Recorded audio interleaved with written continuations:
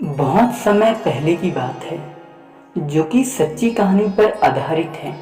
ध्यान से सुनना। दो संत एक साथ रहते थे। दोनों की भक्ति का तरीका अलग अलग था।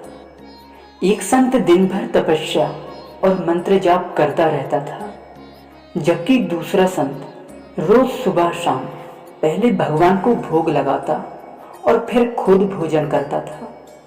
एक दिन दोनों के बीच में झगड़ा हुआ कि बड़ा संत कौन है। इस दौरान वहां देवर्षि नारद जी पहुंचे। नारद जी ने दोनों संतों से पूछा कि किस बात के लिए लड़ाई कर रहे हो।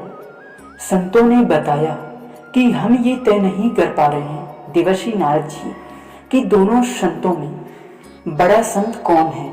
उसके बाद नारद जी ने कहा कि ये तो छोटी सी बात है, इसका फैसला तो मैं कल कर दूंगा।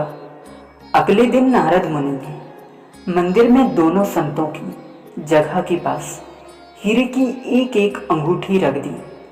पहले तप करने वाला संत वहां पहुंचा।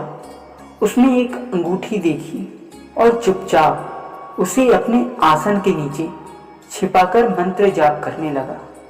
कुछ देर में दूसरा संत भगवान को भोग लगाने पहुंचा। उसने भी हीरे की अंगूठी देखी, लेकिन उसने अंगूठी की ओर ध्यान नहीं दिया। भगवान को भोग लगाया और खाना खाने लगा। उसने अंगूठी नहीं उठाई।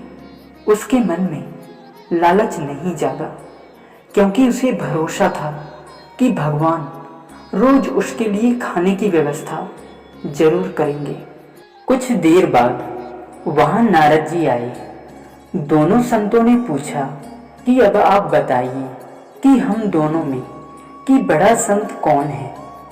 नारद जी ने तपस्या करने वाले संत को खड़े होने के लिए कहा।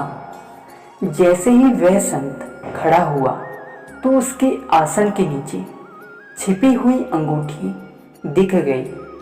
नारद मुनि ने उससे कहा कि तुम दोनों में भोग लगाकर खाना खाने वाला संत बड़ा है। तपस्या करने वाले संत में चोरी करने की बुरी आदत है। उसने भक्ति के समय में भी चोरी करने से संकोच नहीं किया, जबकि भोग लगाने वाले संत ने अंगूठी की ओर ध्यान तक नहीं दिया।